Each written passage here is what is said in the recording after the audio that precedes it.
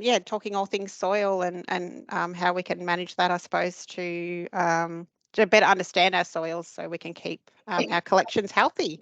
So I'll hand over to Simon. Yes, thank you, Cherie and Rebecca. We're just sharing screens now. Tell me when you're. Can you see the screen now? Yep, all good, Simon. Yes, yes. All right. So, just a little bit of background. I'm actually an agricultural scientist. I trained in agricultural science, which includes plant physiology, plant nutrition, emphasis on crop plants, of course. Everything I know about landscape and amenity and botanic gardens plants I've learned subsequently, but the physiology of plants is science in its own right. So I majored in soil science and I established this company, SESL, in 1984. Yes, that's 39 years ago. And very quickly I found myself working in the sort of landscape technology space, and that includes what we did do one subject at uni called amenity horticulture. A guy called John Clements, who subsequently went to New Zealand, taught this subject. So I had some interest in landscape planting. So very quickly, the work I started getting was really what you would now call urban soil science. But, you know, the reason we study soil is to grow plants better. So you really have to know that I say there's a lot of horticulture in soil science and a lot of soil science in horticulture. So there's just a little bit of background. I've worked in botanic gardens with botanic garden staff for a very long time. Sydney, National, Kings Park, Melbourne.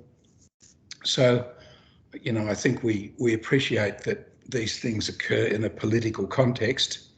And when you come to a problem, you have your ears up for what the political context is straight away. You know, can they afford to do these things?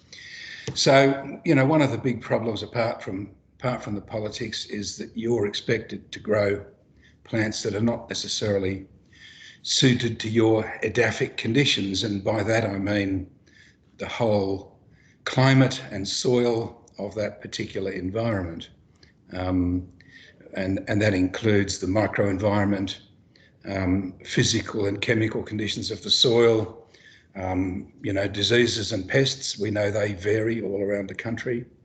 The climate, of course, is one of the primary limitations for you. You're not going to be trying to grow tropical plants in Melbourne unless you have some special enclosed, controlled environments, as we'll see for the National Botanic Garden project that I'm going to showcase in this presentation. So there's sort of four main areas where you have to think about soil and nutrition, or the four pieces of advice I'm going to give you, and I'm going to go through these four things. One is being preemptive, conducting soil survey or having one done so that you understand the distribution of soils across the site. If you saw how shallow the soil is under some of the very large Ficus macrophylla along Mrs. Macquarie's Road, you probably would have thought twice about planting them there in the first place.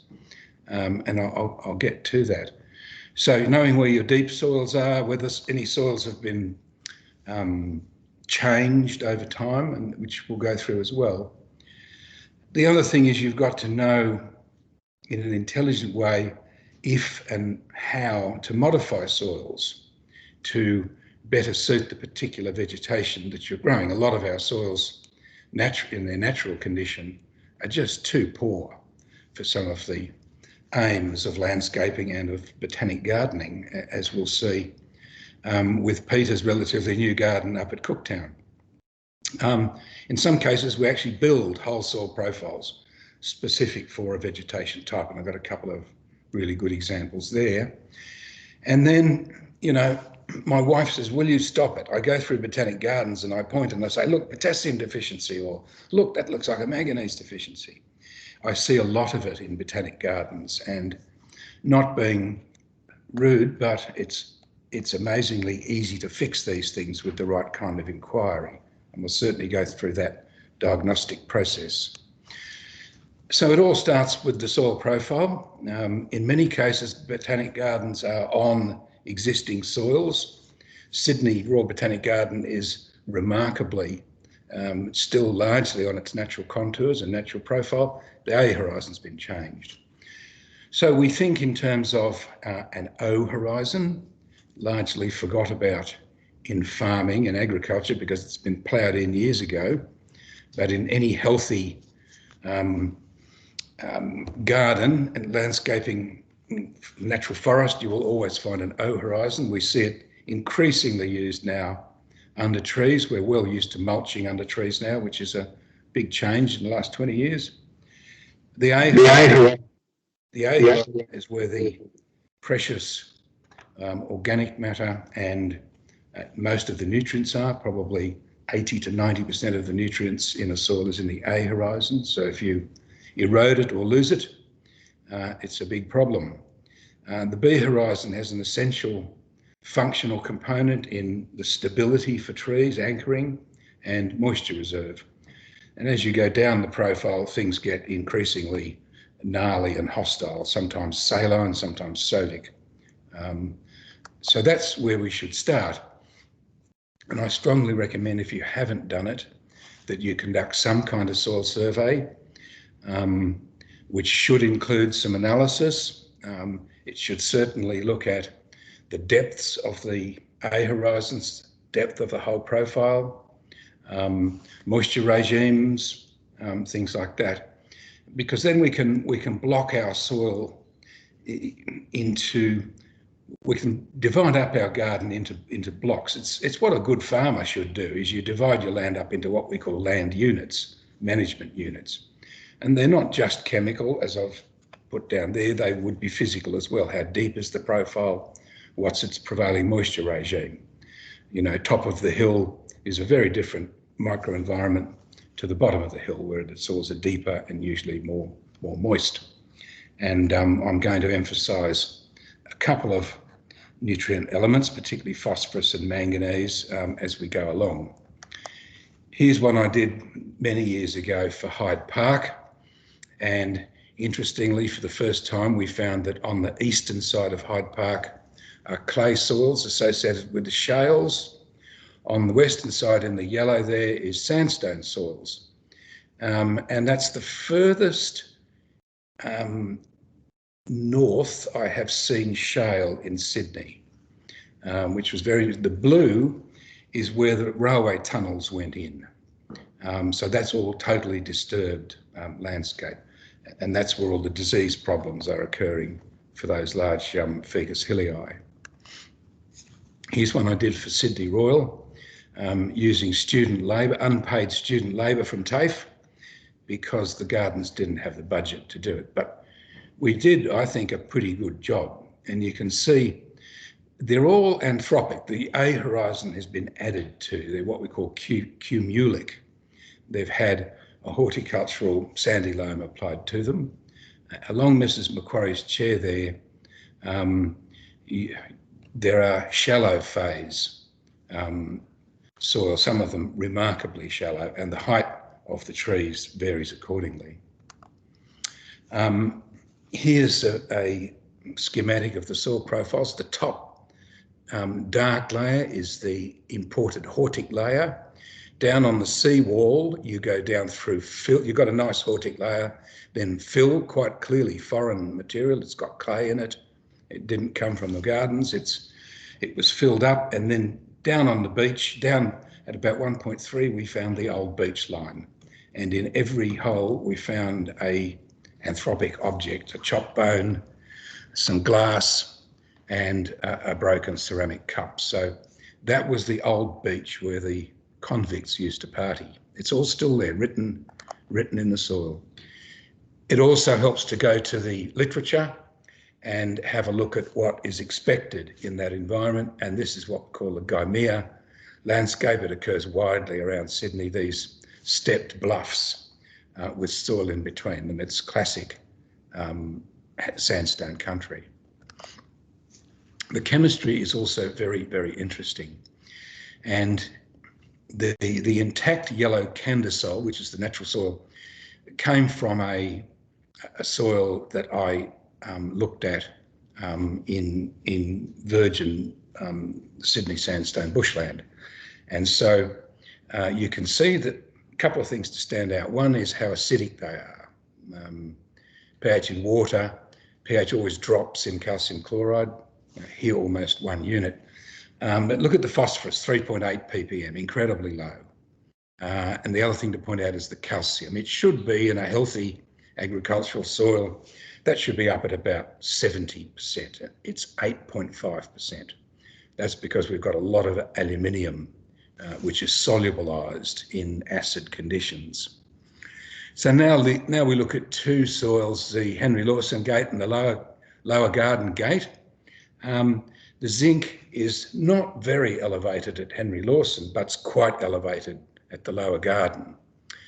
And it's very, very significantly altered at the Caddy Jamora Garden, which is where the first Farm Cove Garden was attempted or was established by the first settlers. So clearly there's a legacy there of applied phosphorus. And look at the calcium too, it's up at 82.8.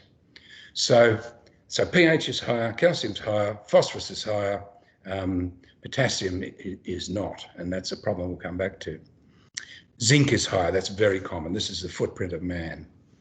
And guess where they decided to put a Proteaceae garden, trying to go back to the natural indigenous forest of Sydney, right there.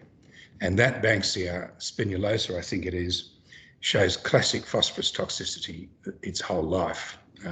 It's not quite sufficient to kill it, but it looks very poor. It's garden design without proper site analysis. I'm sorry, I have to say that. I would never advise you to try putting Sydney sandstone flora back there. Go over to the Henry Lawson Gate, you'll do much better. Here's one that Pete Symes had commissioned for Melbourne. And again, it's separating the deep soils from the shallow and more loamy ones, and probably disturbed soils as well. So really, really good job. You can look at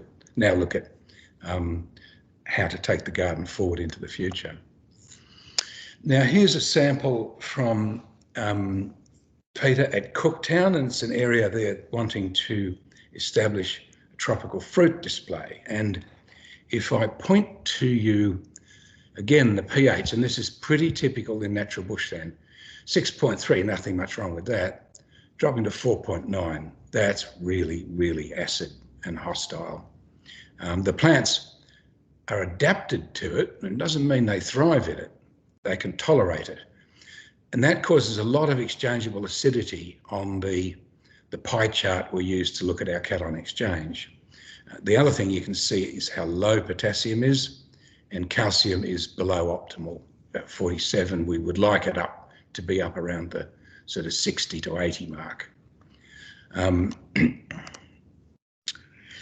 This is expressing the nutrient in milligrams per kilogram, and look, that potassium is just incredibly low, 53.7. That's going to very rapidly result in deficiency if it isn't supplemented. Calcium also very, very low.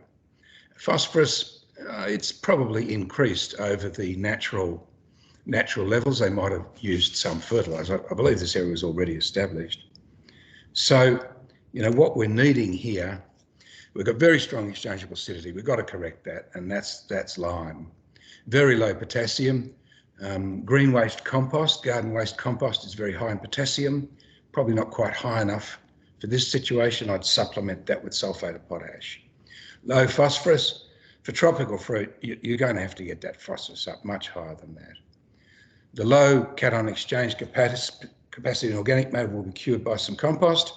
And there was also, sorry, just go back there, very, very low manganese, 7.2. Sedimentary soils, which I think these are typically often low in manganese. And as you will see, it has consequences.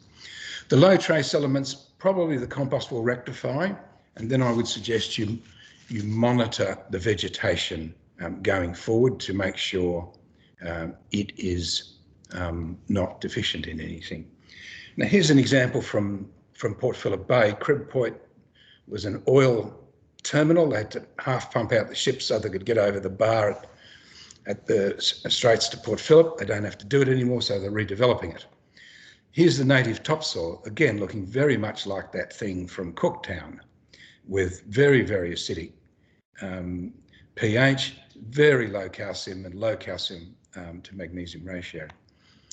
There was an area of peach orchard there, pH way up, calcium way up, magnesium down, cation exchange considerably improved from the organic matter, which I haven't put there, and phosphorus way up. That is the footprint of urbanisation: calcium, phosphorus, and zinc, which I haven't illustrated, and a rise in pH. So this slow drift happens because of fertiliser inputs, and because phosphorus and calcium, if you like, are sticky. They don't leach. Once you put them on the soil, you can't leach them out. They're there pretty much forever. At Geelong Botanic Garden, we looked at, this was during a drought, and they were under some pressure, I believe, to try and save water. At first I was very sceptical because, you know, it's all right to give Cardinia Park all the water they can get for the AFL games, but no, Geelong Botanic Garden has to save water. However, we did find at depth some symptoms of excessive wetness, and they were a loss of structure. These are beautiful black cracking clays, these rendzinas, with limestone at depth. And at depth in these soils, there was less pronounced structure, greyer colours and higher moisture contents, which is indicative perhaps of maybe, yes, there could have been some improvements in the moisture management regime. With the high pH, you can be pretty sure that some plants, particularly, let's say, Rutaceae, are going to show trace element deficiency. Trace elements are immobile at alkaline pH. So here was the advice I gave in nutrition, and this is cut out straight from the report. Here are your options. You know, don't continue to grow plants that are not tolerant of lime. We call them these days iron inefficient plants. Rutaceae, Thickaceae, it's family oriented. Otherwise, you can permanently acidify. There wasn't a lot of lime in the topsoil of these samples, and by using agricultural sulphur or iron sulphate, you could potentially produce an area of acidified soils where you could grow camellias and Rutaceae family better. Otherwise, you can manage the symptoms, and that is by using chelated foliar applications, and you know that requires a fair bit of effort every year. Citrus farmers on the plateaus, sandstone plateaus north of Sydney, are used to hitting their plants with manganese chelates every year because the symptoms show up. Spring yellows every year. So that's a little bit about understanding your soils to begin with and heading them in the right direction. And that should be documented, absolutely. You document that you've changed the soil conditions in this particular area and document the reason for it so that future managers understand why you now can't grow other kinds of plants there.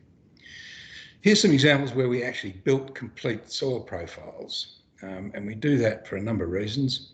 Firstly, in an industrial brownfield site, as we call them, there may not be any soil, or we want to grow particular plants that have a particular edaphic requirement, and they may well be quite expensive and high profile, and we want to make quite sure that they do very well. And I've got a couple of good examples there. So Barangaroo Reserve, it's really a little botanic garden created from scratch. It's Sydney sandstone flora. The idea was to reproduce Sydney sandstone flora, and so the horticulturist on the project was under strong pressure to use only plants that would have been endemic to that area. Some of the species are just not grown commercially. Hakea dactyloides, for example, very uncommon in nurseries. It's not particularly overly attractive, but it was something we want to grow. We knew it would, a lot of the stuff would be phosphorus sensitive. We just didn't know quite how phosphorus sensitive. So that's how it started life, as this great big concrete aircraft carrier. There's no soil. However, I had used crushed sandstone at Sydney Olympic Park, and I knew it can be used. It's sort of sensible because the plants we're growing are Sydney sandstone plants, but I knew it is very poor nutritionally, and I knew it would probably need to be improved. I'd seen plants starving just in crushed sandstone on mine sites. And I knew we probably had to open it up. It's got too much clay in it. It makes a very good road base. So I knew I'd probably need some sand or alluvium. Here's what the cross section looks like. The red sloping line is the natural angle of repose of the fill. We wanted it higher than that, so we made these steps. The core of the hill is made of semi-contaminated fill from the excavations. And the surface was to look something like this. Here's my little concept candesol, or concept anthropic candesol, if you like, a B horizon. The compacted fill is our subgrade or C horizon. We have crushed sandstone mixed with sand in the B horizon, and then we have that same mix with some compost, probably a bit more sand for the topsoil, and we have a woody mulch in the top. What I didn't know was where to set the chemical fertility. So I did some soil surveys, which I showed you a little bit of data before, from a place actually up at Summersby, north of Sydney. And here's what I found. Normal calcium, as I said, should be 70% of the exchange capacity. Just ridiculous, 2%. No detectable calcium in the subsoil. Even in the foot slope, the topsoil was extremely low. I just couldn't believe it.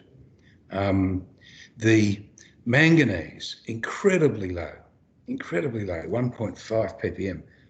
How are these plants managing to live? The phosphorus levels all incredibly low. Total phosphorus even, this is acid digestible phosphorus. I'd seen plants starving at those levels. So just what's going on here?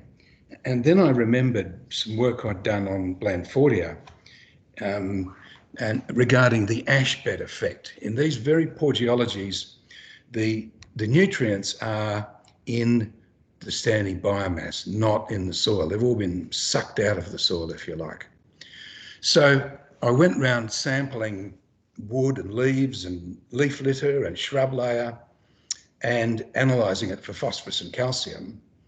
And I came up with the hypothesis that there was and there was some work in the forestry literature on this, about 50 kilos of phosphorus in the standing biomass. And if I burnt the whole forest down and returned it to the soil would rise to about 60 or 70 ppm total phosphorus and about 700 to 900 of calcium. And I calculated that only 10% by volume of green waste compost would be required to do that. While I was doing that, I had the experience of sitting down at Summersby and having a beer on a Friday afternoon with my mate Angus Stewart, and the bushfires came past and said, we're going to burn this in a couple of weeks. And so we rushed out and took some samples pre the bushfire, as you can see there, and then post the bushfire, as you can see there. Lo and behold, this is exactly what I had pretty much predicted. pH has risen, total phosphorus has gone up to 90 ppm, total calcium gone up to 70 ppm, available phosphorus and calcium have also very considerably risen. So here we have this little seed bed of really quite fertile soil from the ash, and we've all seen how healthy the seedlings are after they hit that ash layer. So I did some trials, and just to push the tiger, I went up to 30% compost and induced beautiful phosphorus toxicity and iron manganese deficiency in acacia, but not at 10%. I trialled in the potting mix. I did some trials in the nursery mixes too, and I talked to Kevin Handrick, and he said, give them nothing, give them no phosphorus at all, some of these plants. We weren't planting royal mantle, it's the canary in the mine. But low phosphorus, it developed symptoms. No phosphorus, symptom-free. Same with Grevillea sericea. With low phosphorus, it grew poorly. With no phosphorus, it grew well. So it vindicated Kevin Handrick's suggestions. It also told me that some of these plants were very, very phosphorus sensitive. So we came up with the soil schedules. The headland and foreshore park, with mostly turf, would have 20% compost. The ridge-top woodland and heath would have 10%. The dry forest and open forest, eucalypt forest, would have 10%. Subsoils, you never put compost in subsoils, and type E is just type A. So we could do it all essentially with 3 topsoil types. And it had no other fertiliser, that's all it had. And after 7 years approximately now, it has grown extremely well. It is now showing potassium deficiency because we've had an awful lot of rain. And potassium is very soluble, so we are going to put some potassium on it. Australian National Botanic Garden wanted to put some tropical rainforest and monsoon wetland forest in controlled environment, obviously in Canberra, I guess so that tourists don't have to go to the wet tropics to get a glimpse of what it's like. And we developed the concept here of using the local Robertson bright red ferrosol. There's a lot of disturbance and stuff going on. It took me 2 phone calls to find an earth mover who said, sure, I can bring you any amount you like. It grew rainforest before it was cleared for potatoes. So here we had a concept of A, B. A has compost in it, and then a humus layer on the surface. That was to be the composition. The humus layer is very high in compost. The A1 horizon about 20%. Unfortunately, when they excavate, they don't take much care and they just mix everyone up. So I couldn't get pure topsoil. I had to make the topsoil again, but that's all right. It's perfectly possible. The monsoon forest grows on the different soil, a candesol, which is a granular, sandy material. Sorry about the spelling of those Latin names there. I'll teach you eventually. And here we have a 3-layered profile with an A1, an A2, which is very sandy, and then a B, which is a little bit higher in clay. And here I used as my basic raw material decomposed granite, which is an acid granular material. These soils nearly always have lateritic pebbles in them, red pebbles, which we can obtain. They sell them as mulch. And then we had a fine to medium sand available in Canberra and some compost in the A1. The plant trials were extremely successful. The staff were very, very happy about them. You might just see there some yellowing on the edge of that leaf, almost certainly potassium deficiency. And we had a little bit of manganese deficiency as well. I've often observed that rainforest plants seem to have a high manganese requirement. We'll get back to that. And in the wetland trials, monsoon wetland trials, they were also very successful. You can't really distinguish the species there. But so the trials showed us that we had to think about manganese and potassium, but otherwise functionally the soils were going to work really, really well and quite cost effectively too. So the last and possibly one of the most interesting to me parts is diagnosing foliar symptoms. I'm sure you've all seen them. They're present in, as I say, just about every botanic gardens I've seen, and with some careful analysis using soil and foliar analysis, they're not difficult to cure. Look, for what it's worth, you need to be very experienced and confident to diagnose purely on foliar symptoms. Now, using tissue testing is confirmatory, and it helps teach you to really understand those foliar symptoms. It's difficult because deficiency of one element can also result in a deficiency and even a toxicity of another as it accumulates because the leaf won't grow. So it's really fraught using just foliar, but with time you can get better at it. As I said, there's nutrient interactions, and a lot of the time we don't have benchmark data for a lot of the species you're growing. With Peter at Melbourne, we built some up and we're now confident to say what's right and what's not. So Peter had these kind of symptoms in cycas and lepidosomia. At first you'd say it's saltburn or something. It's, you know, it's not, because this foliage is a bit weird, it's not showing a classic symptom. We had some fasciation, epinasty, all kinds of problems. And I'm sorry about the size of this data, but relevantly I shall point out manganese, 16 ppm. You know, numbers like 100 are normal in plant tissue, not 16. I've seen gross deficiency at 1 ppm. 16, yeah. The soil's quite high in phosphorus. The soil is low in manganese. There you are, 12 ppm, well below what it should be. It's not low in iron, and the plant's not low in iron. So, you know, again, it can get really quite complicated. But eyeballing that, you'd put your money on manganese. You'd probably put your money on magnesium too. Now, magnesium is required in chlorophyll, and manganese is present in enzymes required to manufacture chlorophyll. So the lack of manganese has caused a magnesium deficiency, even though the magnesium is not deficient in the soil. Complicated.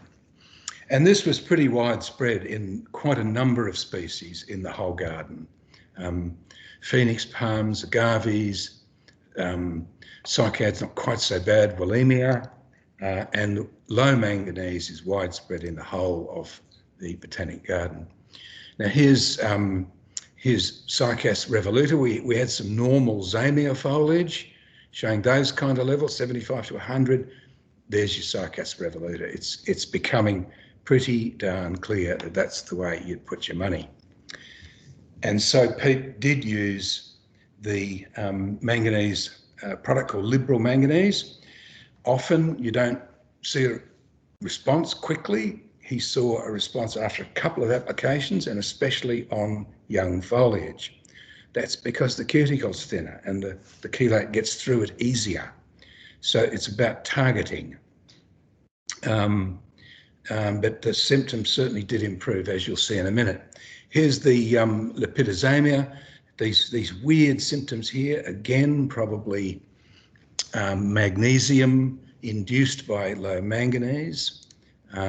It was cured, totally cured by some manganese sulfate on the soil and applications on the foliage too. The cycas was cured, but it did take a little while. It took a couple of rosettes of leaves to come up to start looking really, really healthy again. But, you know, you'd be fairly pleased, I think, with that result. Banksia serrata was showing possibly phosphorus-induced. Phosphorus locks up both iron and manganese, and so Kevin Handrick studied phosphorus and iron interaction, but I had some indications in my work for Barangaroo that it was also locking up manganese, because manganese phosphate is also quite insoluble, and the before and after there is, you know, pretty chalk and cheese. Acacia alpinia, Many acacias also are sensitive to excessive phosphorus. You can manage phosphorus toxicity using iron and manganese both in the soil, because iron sulfate the iron will lock the phosphorus up in the soil, but also in the plant. It will help the plant overcome the phosphorus-induced iron deficiency that occurs. There's a very strong negative interaction between the two. Now, manganese is a very interesting element. Often you get levels that are extremely high, like 11,000 ppm is considered normal in Camaldulensis.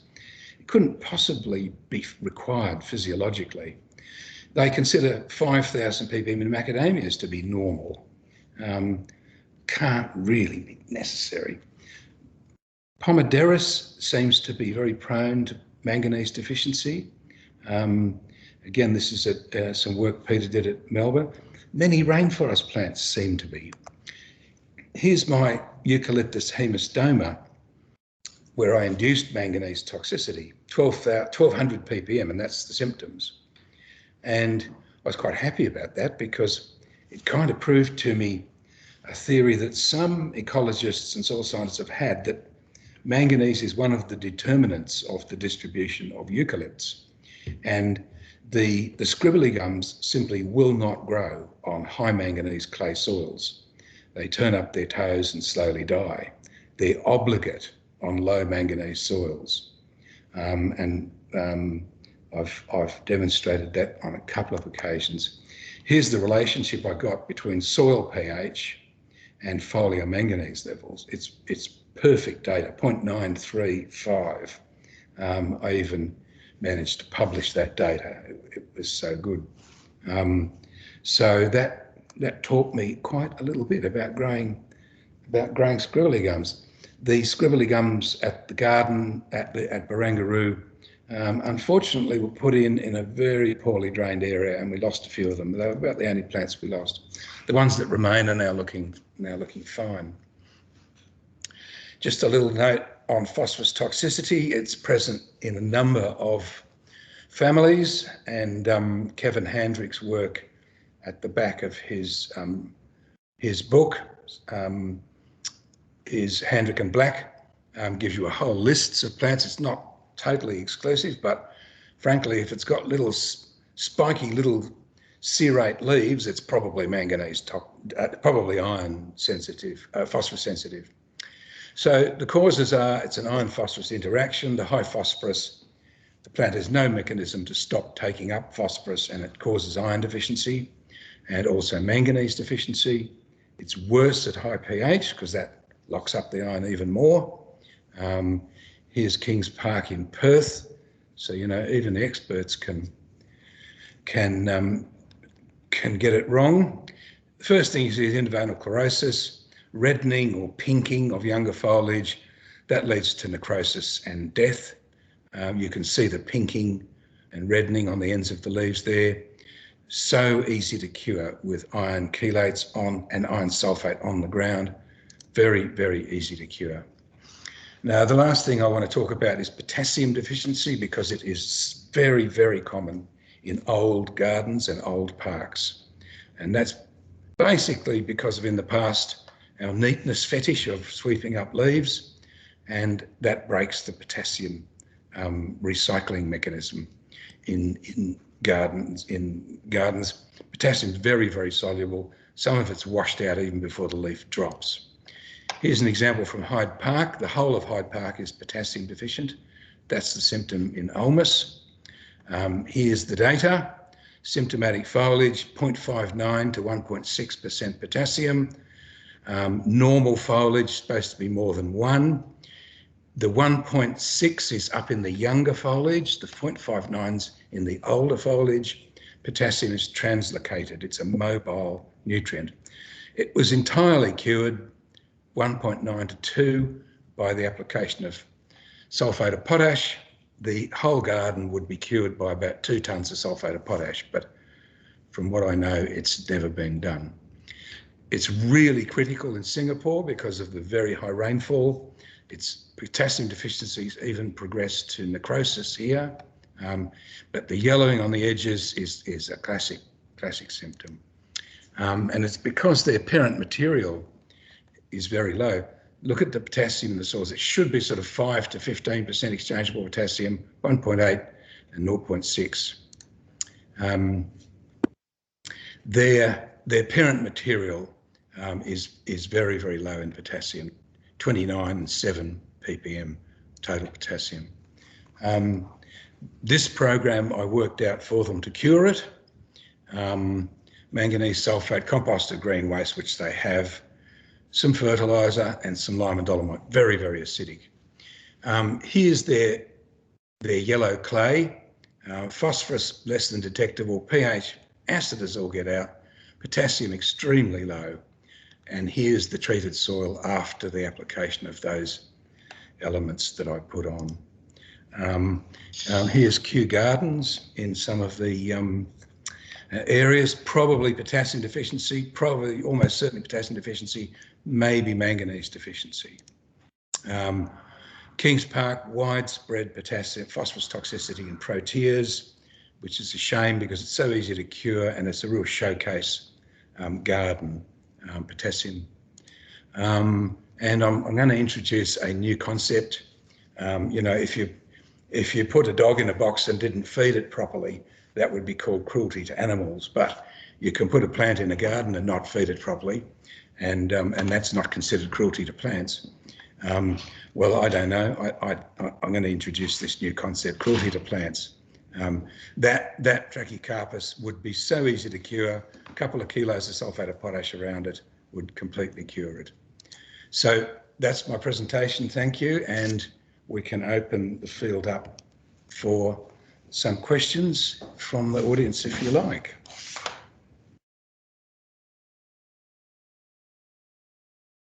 Thanks, Simon.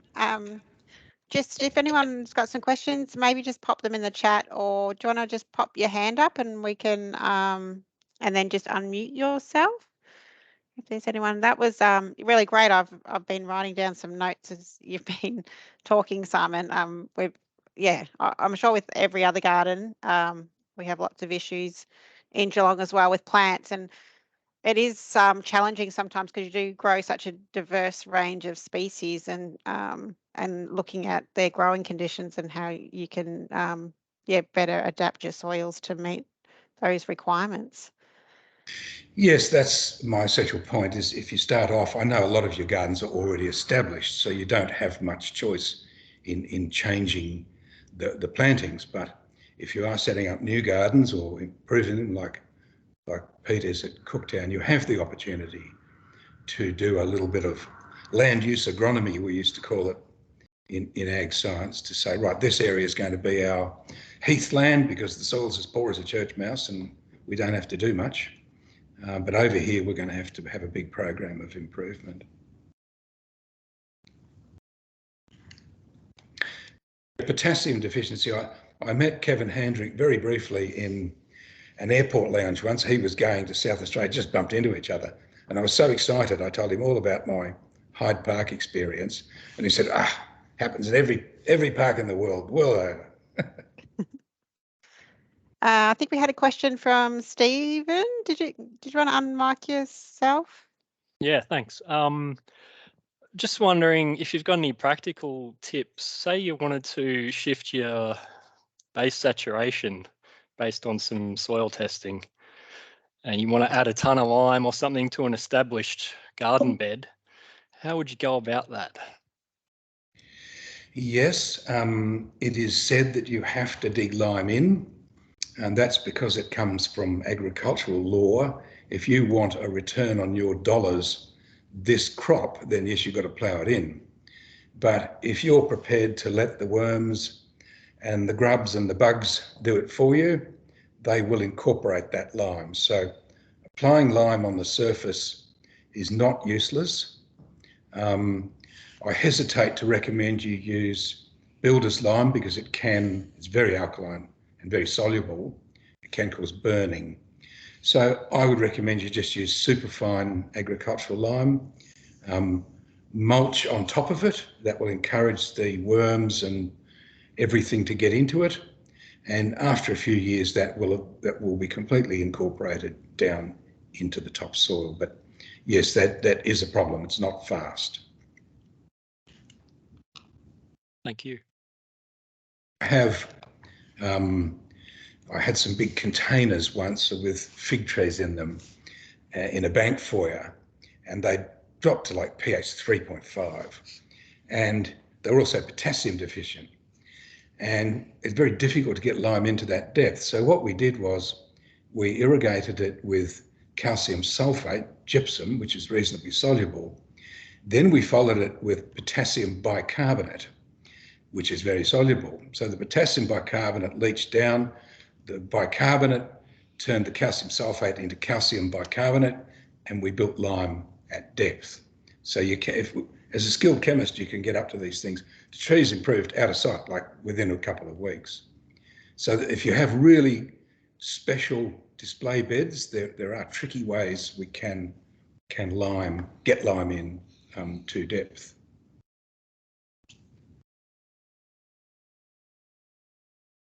Is there any more questions? I did see another hand up, but I can't see it now. So I guess just to recap, potassium deficiency, very widespread.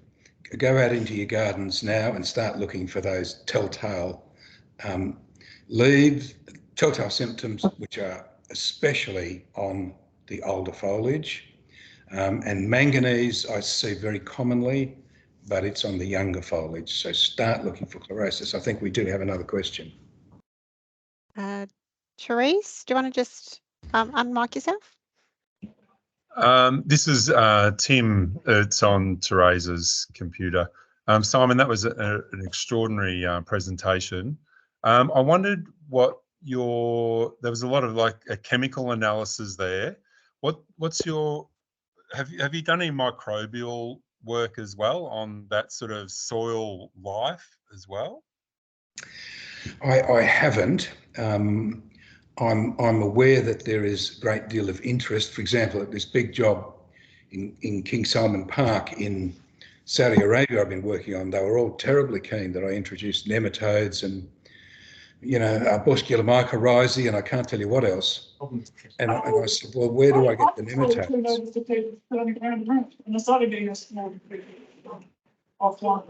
And then I wasn't sure if the whole thing was Laura, I think you're. And I said, well, where do I get the nematodes from? You can't go and buy nematodes in the nematode shop. And Boscula mycorrhizae are highly species specific. Which one would we like to apply? I guess my feeling is if you develop healthy physical and chemical conditions, and I include in the physical realm, I include organic matter, but organic matter also has profound chemical effects, cation exchange.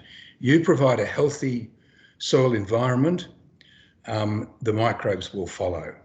That's I'd say pretty obvious. I don't see any reason, when I see very little literature, positive literature for manipulating microbes. I have seen some work on acacias with mycorrhizae in mining land, and when you got the species and its host right, you definitely got a benefit.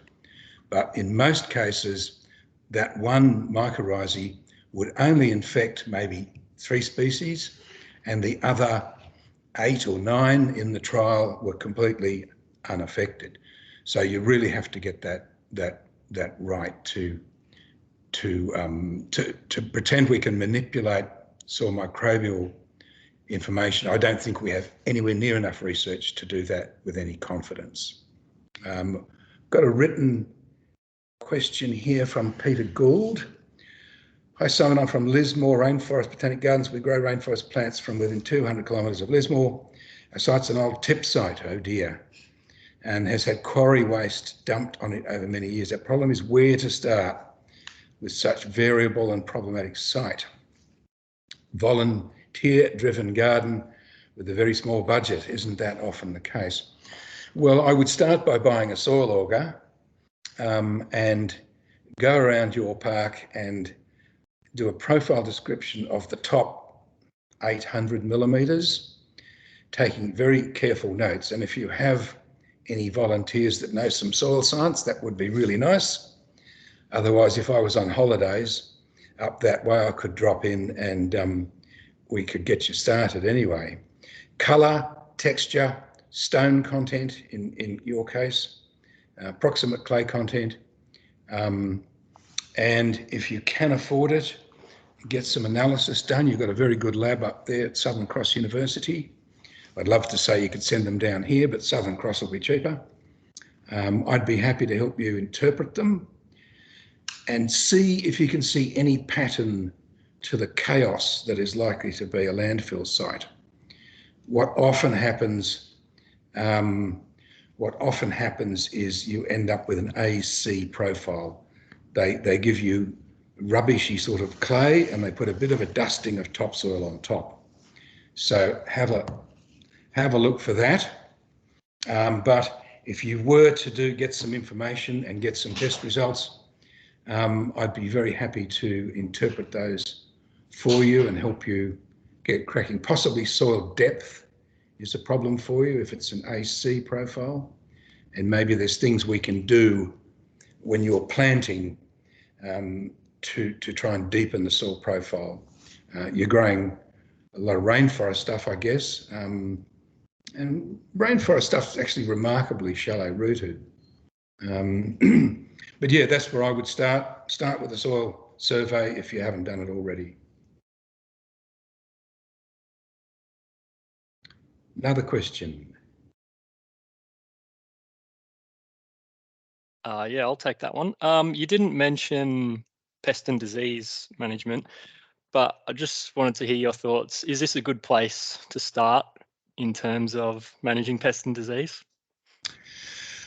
Look, I'm not an entomologist, but I do know that low potassium levels result in increasing susceptibility, particularly to fungal root diseases. And also foliar root diseases. That's reasonably well established in the literature. So those ficus hilii at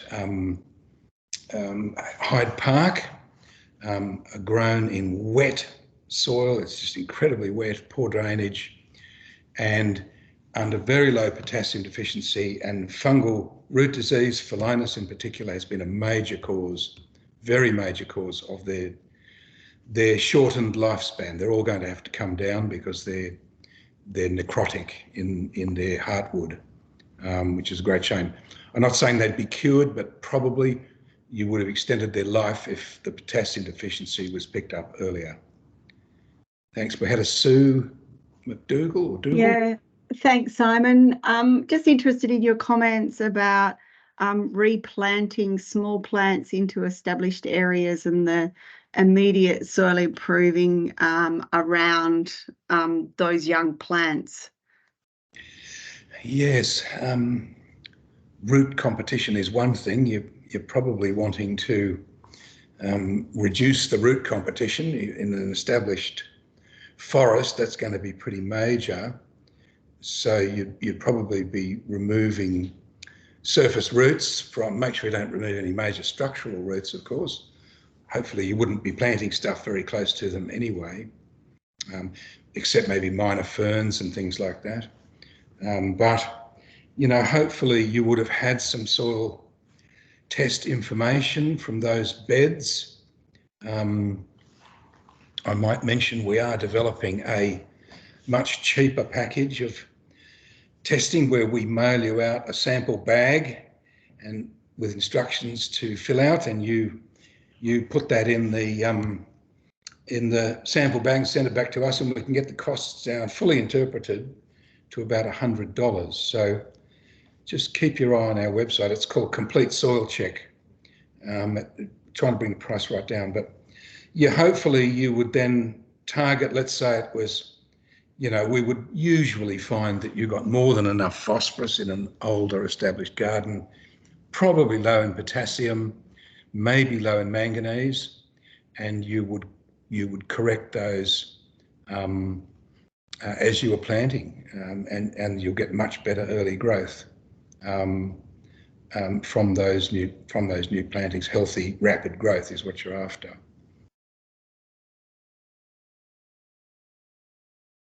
Thank you.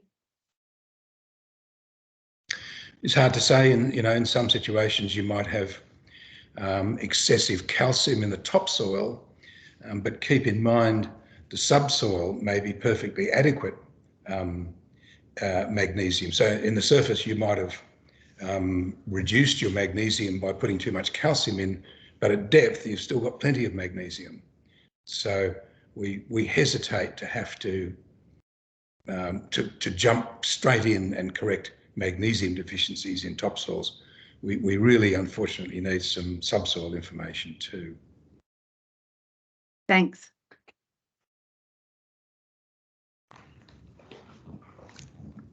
I think that might wrap it up.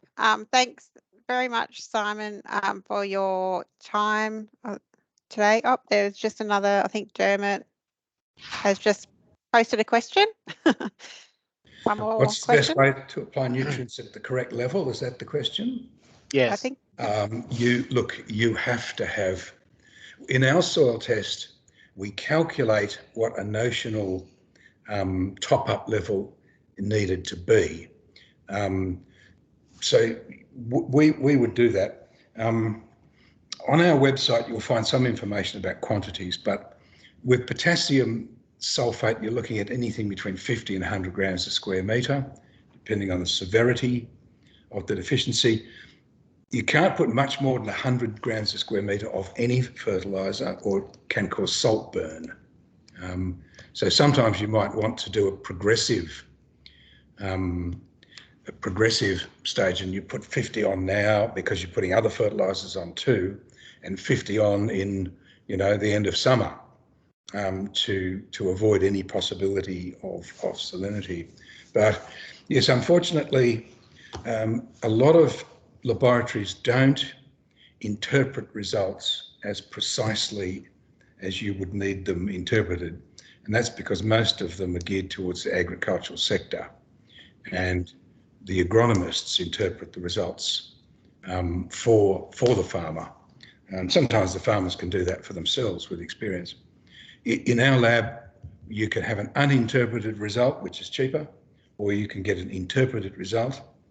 And with this new package we're putting out, it's a semi-automated interpreted result, but it will still be quantitative. So we will tell you exactly what amounts to put on. Thanks, Simon.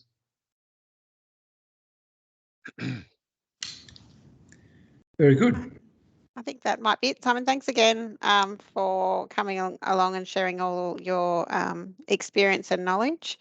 It was a fantastic presentation. So thanks very much. Thanks very much. I always love talking to botanic gardens people. They're always nice people.